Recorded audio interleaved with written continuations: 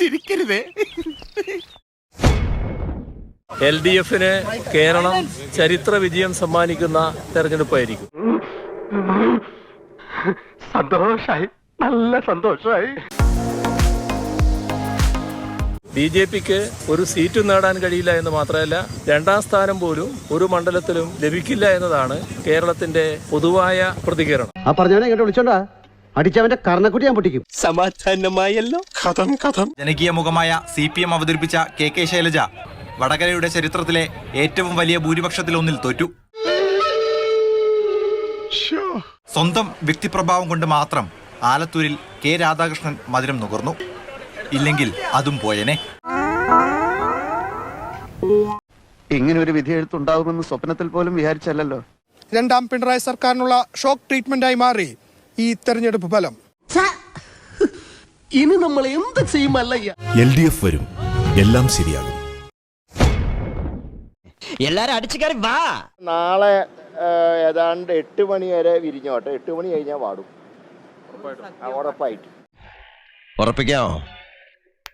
സമ്മതിക്കണ്ട, ഒരിക്കലും ഞാൻ അതിന് സമ്മതിക്കില്ല. ഞാൻ വേണ്ട, നീ ഇനി ഒരു അക്ഷരം പറയണ്ട.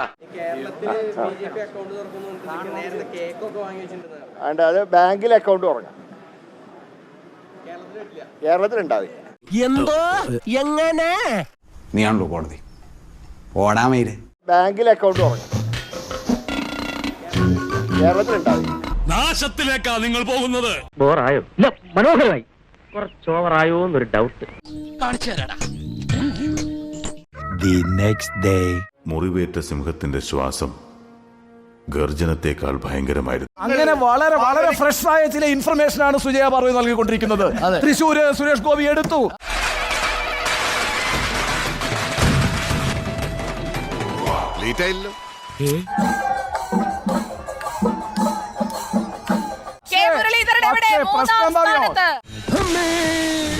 രണ്ടു ഓലക്കീറോ വെള്ള തുണി എടുത്തോളൂ, എന്നെ മൂട.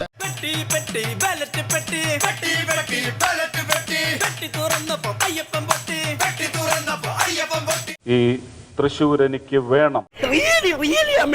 ഈ തൃശ്ശൂർ നിങ്ങൾ എനിക്ക് തരണം. നമ്മുടെ ഭരണനായകൻ ഇതാ വീണ്ടും പൂർവാധികം ശക്തിയോടെ തിരികെ വന്നിരിക്കുന്നു. ഇനി തുടങ്ങാൻ നമുക്ക് പടയോട്ടം. വഞ്ചിക്കില്ല, ചതിക്കില്ല, പറഞ്ഞ വാക്കിൽ നിന്നും മാറില്ല, ഉറപ്പ്.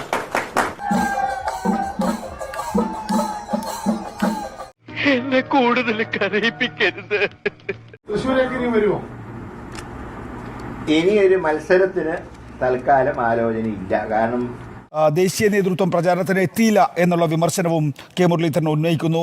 എന്നോടിത് വേണ്ടായിരുന്നു.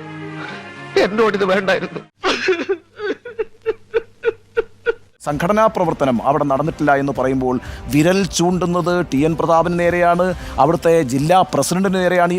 നീ എന്നെ ചതിക്കുകയായിരുന്നു, ഞാൻ പതുങ്ങിയിരിക്കുകയായിരുന്നു. ഇവിടെ എന്തോ മലമറിക്കാൻ പോകുന്നു എന്നൊക്കെ പറഞ്ഞപ്പോൾ വന്ന് നിന്നു പോയതാണ്. വടകരയായിരുന്നെങ്കിൽ ജയിക്കുമായിരുന്നു. എന്നെ കഷ്ടല്ലേ?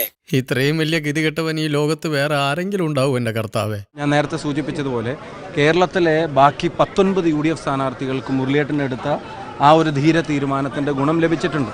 ഇനിയിപ്പോ അങ്ങനെ പറഞ്ഞ് സമാധാനിക്കാനല്ലേ കഴിയുള്ളൂ. മുരളീധരന്റെ വിഷയം കോൺഗ്രസിനെ സംബന്ധിച്ച് മറ്റെന്തിനേക്കാളേറെ പ്രാധാന്യം അർഹിക്കുന്ന ഒരു വിഷയമാണ്. ആ വിഷയം തോന്നിയ രീതിയിൽ ചോദ്യത്തിന് ഉത്തരം പറയേണ്ടതല്ല. എടാ, കഴിവില്ലാത്തവനോട് കഴിവില്ല എന്ന് തുറന്നു പറഞ്ഞവനാണ് യഥാർത്ഥ സുഹൃത്ത്, അല്ലാണ്ട് ഈ ആത്മവിശ്വാസം ഉണ്ടാക്കണവനല്ല. മത്സരിക്കാനുള്ളൊരു മൂഡ് നഷ്ടപ്പെട്ടു. അതുകൊണ്ട് തൽക്കാലം പൊതുരംഗത്ത് തന്നെ തൽക്കാലം ഒന്ന് വിട്ടുനിന്നു. ഒരു തെരഞ്ഞെടുപ്പ് ആകുമ്പോൾ ഒരു പാർട്ടി ജയിക്കും, ഒരു പാർട്ടി തോക്കും. എന്നാൽ ഇങ്ങനെ ഉണ്ടാവും ഒരു തോൽവി. നീ വിഷമിക്കാണ്ടിരി. എനിക്കെന്ത് വിഷമം? എനിക്കൊരു വിഷമമില്ല. കണ്ണീര് തുടച്ചിട്ട് പറ, കുറച്ചുകൂടി വിശ്വസിക്കാൻ തോന്നുന്നു.